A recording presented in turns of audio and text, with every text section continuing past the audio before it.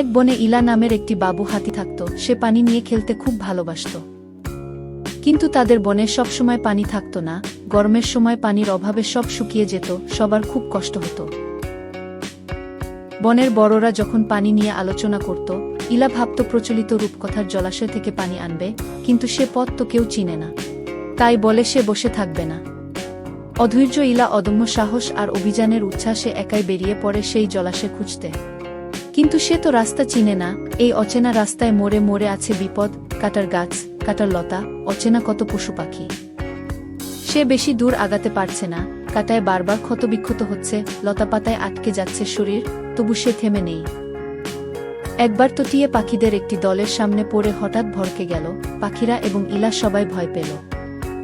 দিন গড়িয়ে দুপুর হলো, কিন্তু ইলা পথ খুঁজে পাচ্ছে না। গাছের নিচে বসে ব্যথায় সে কাঁদতে শুরু করল। তখন তার বন্ধু কচ্ছপ ও সিংহ এসে উপস্থিত।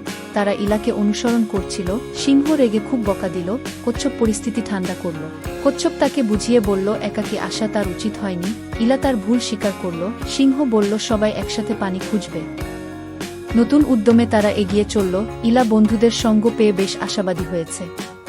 চলতে চলতে এক জায়গায় এসে তারা থামল। তারা দেখল আলোকিত গাছের নিচে স্বচ্ছ পানি প্রবাহিত হচ্ছে। তারা বুঝতে পারল এই সেই রূপকথার জলাশয়।